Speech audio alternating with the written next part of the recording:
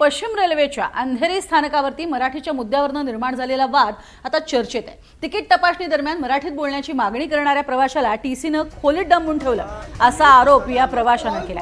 मात्र पश्चिम रेल्वेने केलेल्या प्राथमिक चौकशीमध्ये तिकीट तपासणी करणाऱ्याकडनं कोणतेही गैरवर्तन किंवा नियमभंग झालेला नाही असं आढळून आलंय असा दावा करण्यात आलाय। त्यामुळे मुंबईतली ही सगळी घटना यामध्ये एकीकडे पश्चिम रेल्वेचा वेगळा दावा आहे तर प्रवाशाने वेगळा दावा केलाय। तुमच्या शिक्षणामध्ये जर मराठी असेल आणि तुम्हाला मराठी शिवाय दुसरं काही येत नाही।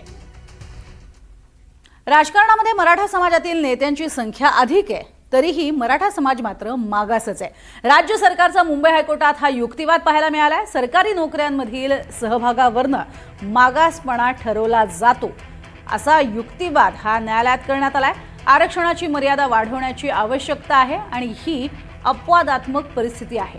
मराठा समाजाला एकतर आधीच अस्तित्वात असलेल्या आरक्षणात सहभागी करून घ्यावं लागेल पण त्या आरक्षणाचा टक्का वाढवावा लागेल किंवा मराठा समाजासाठी स्वतंत्र प्रवर्ग तयार करावा लागेल असं साठे यांनी न्यायालयात म्हटलंय। त्यामुळे हा युक्तिवाद करण्यात आलेला आहे। राजकारणात मराठा समाजातील नेत्यांची संख्या अधिक आहे मात्र समाज मागास आहे असा त्यांचा दावा आहे।